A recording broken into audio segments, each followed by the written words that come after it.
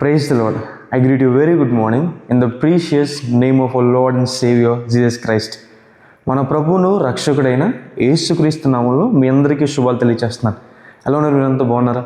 దేవుడు గత రాత్రి అంతా కాచి కాపాడి ఒక నూతన రోజులో మనందరినీ ప్రవేశపెట్టారు కదా. ఇదంతా కూడా దేవుని కృప, దేవుని సహాయమై ఉందని మనం ఎంతగానో దేవుని స్తుతించబద్దులమై ఉన్నాం, కీర్తించబద్దులం ఉన్నాం, కృతజ్ఞత కలిగి ఉండవలసి ఉన్నామని దేవుని వాక్యం సెలవిస్తుంది.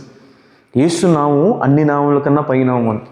యేసు నామంలో మనకి రక్షణ, యేసు నామంలో దురాత్మల నుంచి విడుదల, దురాత్మలపైన అధికారము, యేసు నామంలో మనకి స్వస్థత, యేసు నామంలో మనకి రక్షణ, యేసు నామంలో మనం చేసే ప్రతి ప్రార్థన కూడా అంగీకరించబడుతుంది అని. హల్లెలూయా. అండ్ చిత్తానుసారంగా మనం చేసే ప్రతి ప్రార్థన కూడా యేసు నామంలో అంగీకరించబడుతుందని దేవుని వాక్యం సెలవిస్తుంది. మనం ప్రతిరోజు కూడా బైబిల్ గ్రంథం నుంచి దేవుని వాగ్దానాలు ధ్యానం చేస్తున్నాం కదా. ఈరోజు కూడా ఒక వాగ్దానం ధ్యానం చేద్దాం. చూడండి, కీర్తన గ్రంథము 86వ అధ్యాయము 9వ వచనంలో రాయబడింది. ప్రభువా, దేవతల్లో నీ వంటి వాడు లేడు, నీ కార్యములకు సాటి అయిన కార్యములు లేవు. హల్లెలూయా. నిజమే, దేవునికి సాటి అయిన వారు కానీ సమానులైన వారు కానీ ఎవరు కూడా లేరు. క్రీస్తు ప్రభు వారిని లోకంలో ఎవరితో కూడా మనం పోల్చడం, రాజులతో కానీ మనుషులతో కానీ దేవతలను పిలువబడే వారితో కానీ ఎవరితో కూడా క్రీస్తు ప్రభు వారిని పోల్చలేమని. ఆయనకి సమానులైన వారు కానీ సాటి అయిన వారు కానీ ఎవరు కూడా లేరండి. ఆయన అందరికన్నా పైన ఉన్నవాడు, సర్వాధికారి, సర్వోన్నతుడు, అత్యున్నతుడు, మహోన్నతుడైన దేవుని వాక్యం సెలవిస్తుంది. హల్లెలూయా. బైబిల్ గ్రంథంలో చాలామంది అలా క్రీస్తు ప్రభు ఈజ్ మ్యాచ్లెస్ గాడ్ అని చెప్పడం మనం చూస్తాం. ఆయనకి సమానం లేని వారు ఎవరు కూడా లేరండి. అన్న గారు అంటారు కదా, వెలుపులో ఇలాంటి వారు ఎవరు ప్రభు? పేతురు గారు అంటారు, క్రీస్తు ప్రభు అమూల్యమైన వాడని. హల్లెలూయా. He's precious one. మన భారతదేశంలోని పంజాబ్ రాష్ట్రంలో సాధు సుందర్ సింగ్ అనే దేవుని సేవకు జన్మించారు. లూధియానా ప్రాంతంలో ఆయన అక్కడ మనం చూస్తాం ఆయన జన్మించడం. నేను అక్కడే చదువుకున్నాను. సాధు సుందర్ సింగ్ గారు మనం చూసినట్టయితే ఆయన క్రీస్తు ప్రభువుని అంగీకరించిన తర్వాత తండ్రి షేర్ సింగ్ ఆయన్ని చాలా కష్టపెట్టాడు. ఒకనొక విషయం ఏంటంటే, నీకు నా ఆస్తి అంతా కావాలి. అప్పుడు షేర్ సింగ్ ఆయనకి సాధు సుందర్ సింగ్ గారి తండ్రి గారికి చాలా ఆస్తి ఉండేది. నీకు నా ఆస్తి కావాలా, క్రీస్తు ప్రభువు కావాలంటే ఆ సందర్భంలో సాధు సుందర్ సింగ్ గారు చెప్పిన మాట ఏంటి తెలుసా? మీ ఆస్తి మాత్రమే కాదు నాన్నగారు, ఎవరి ఆస్తి తీసుకొచ్చి కలిపి తీసుకొచ్చినా, ప్రపంచంలో ఎవరి ఆస్తి కలిపి తీసుకొచ్చినా నాకు యేసుక్రీస్తు ప్రభువే ఎక్కువ అని. ఆయనతో ఈ లోక విషయాలు ఏది కూడా పోల్చలేమని. హల్లెలూయా. చాలామంది ఈ లోకంలో మనుషుల్ని దేవుడని పిలుస్తారు, చెట్లను దేవుడని పిలుస్తారు, సినిమా హీరోల్ని, రాజకీయ నాయకులను దేవుడని పిలుస్తారు, జంతువులను దేవుడని పిలుస్తారు, నక్షత్రాలని, ప్లానెట్స్ని, గ్రహాలని దేవుడని పిలుస్తారు. కానీ దేవుని వాక్యం సెలవిస్తుంది, దేవునికి, నిజమైన దేవునికి సమానులైన వారు కానీ సాటి అయిన వారు కానీ ఎవరు కూడా లేరు. ఆయన సర్వాధికారం కలిగిన వాడు. ఆయన సకల చరాచర సృష్టిని తన నోటి మాట ద్వారా కలగజేసిన వాడని. హల్లెలూయా. ఆయన సమస్తాన్ని చేసినవాడు, మనల్ని చేసినవాడు, మనలో జీవాన్ని పోసినవాడని. ఆయన్ని లోకంలో ఎవరితో కూడా పోల్చలేమని. ఆయనకి ఇవ్వాల్సిన స్థానం మనం ఆయనకి ఇవ్వాలి అని. హల్లెలూయా. ఆయనకి సమానులైన వారు, సాటి అయిన వారు ఎవరూ కూడా లేరు అని దేవుని వాక్యం సెలవిస్తుంది. బైబిల్లో రాయబడింది, పరిశుద్ధతలో ప్రభువా నీకు సాటి అయిన వారు ఎవరున్నారని. నిజమే, క్రీస్తు ప్రభు దగ్గరికి చాలామంది రావడానికి కారణం ఏంటి? ఎందుకు క్రీస్తు ప్రభు మాత్రమే మనిషిని పాపం నుండి విడిపించగలరు? ఎందుకు క్రీస్తు ప్రభు మాత్రమే మనిషిని పరలోక రాజ్యం తీసుకు వెళ్ళగలరంటే, ఎందుకంటే ఆయన మాత్రమే పరిశుద్ధమైన దేవుడు కాబట్టి. హల్లెలూయా. ఆయన మాత్రమే మనుషుల పాపాల నిమిత్తం తన రక్తాన్ని చిందించారు కాబట్టి. క్రీస్తు ప్రభు అందరి ముందు నిలబడి చెప్పిన మాట, నాలో పాపం ఉందని మీలో ఎవరైనా స్థాపించగలరా అని. ఎవరైనా స్థాపించగలరా? ఆ రోజు ఎవరు స్థాపించలేకపోయారు, ఈరోజు కూడా ఎవరు స్థాపించలేకపోయారు. ఎవరైనా దూరం నుండి బురద చల్లొచ్చేమో, అవునా కదా? చూడండి, దూరం నుంచి వస్తే ఏరోప్లేన్ ఎంత ఉంటుంది?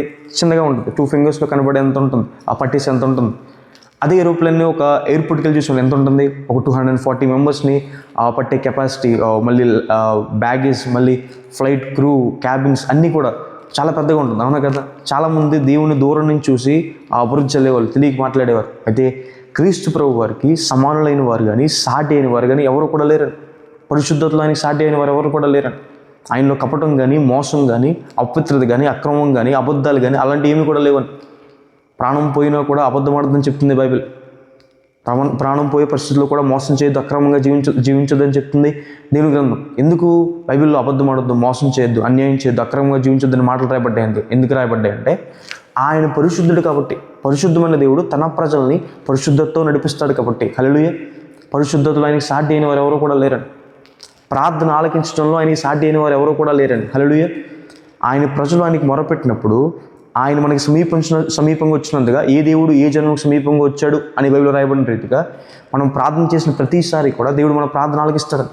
కంటి నిర్మించినవాడు కానకుండా ఉంటాడా, చెవులు నిర్మించి వినకుండా ఉంటాడని వాగ్దానం చేసిన రీతిగా దేవునికి సాటి అయిన వారు ఎవరు లేరు, పరిశుద్ధతులైన సాటి అయిన వారు ఎవరు లేరు, ప్రార్థన ఆలకించడానికి సాటి అయిన వారు ఎవరు లేరు. కష్టాల్లో, శ్రమల్లో, ఇబ్బందుల్లో, అవమానాల్లో, ప్రతికూల పరిస్థితుల్లో ఆయనకి నిజముగా మొరపెట్టే ప్రతి ఒక్కరికి కూడా దేవుడు సమీపంగా ఉన్నాడు అని. హల్లెలూయా. ఇప్పుడు సరిపోల్చదగిన లేని దేవుడు, సాటి లేని దేవుడికి, ఉన్నతమైన దేవునికి ఆ దేవుడు చేసే కార్యాలు కూడా సాటి లేని కార్యాలని. హల్లెలూయా. సాటి లేని దేవుడు మన జీవితంలో సాటి లేని కార్యాలు చేస్తాడు, అద్భుతమైన కార్యాలు చేస్తాడని. దేవుని కార్యాలు కూడా గొప్ప కార్యాలని బైబిల్లో రాయబడింది. వింతైన కార్యాలు దేవుడు మన జీవితంలో చేస్తాడని. అద్భుత కార్యాలు, లెక్కలేని అద్భుత కార్యాలు, మహత్తైన కార్యాలు దేవుడు మన జీవితంలో చేస్తాడని.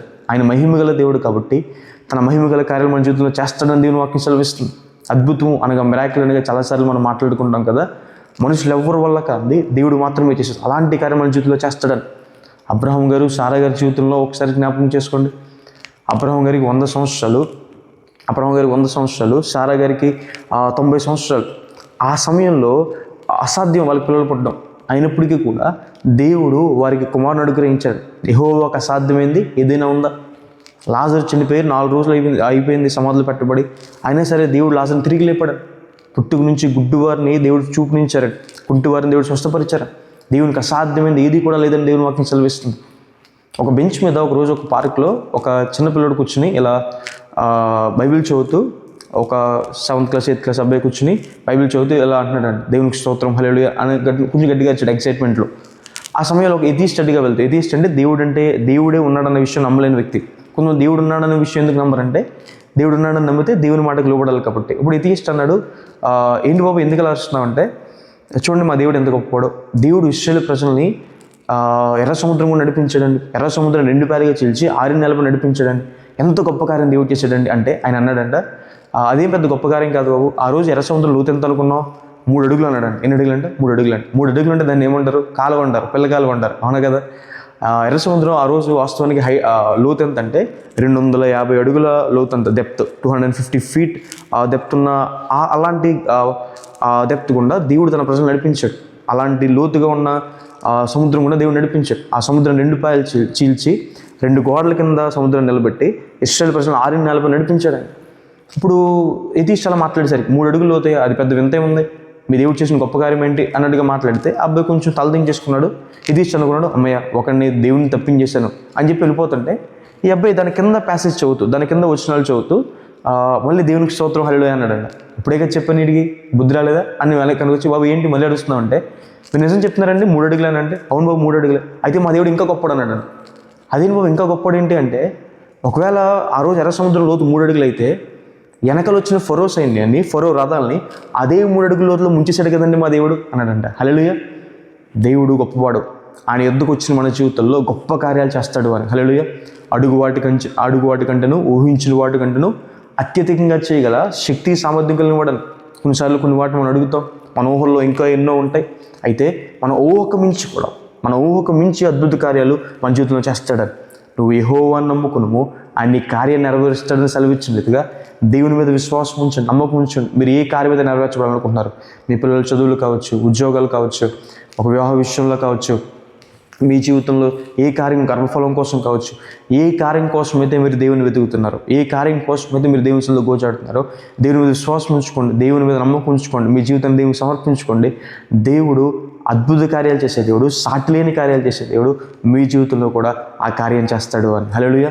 యెహోవాకి సాటి అయిన వారు ఎవరు లేరు, దేవుడికి సమానులైన వారు ఎవరు కూడా లేరు.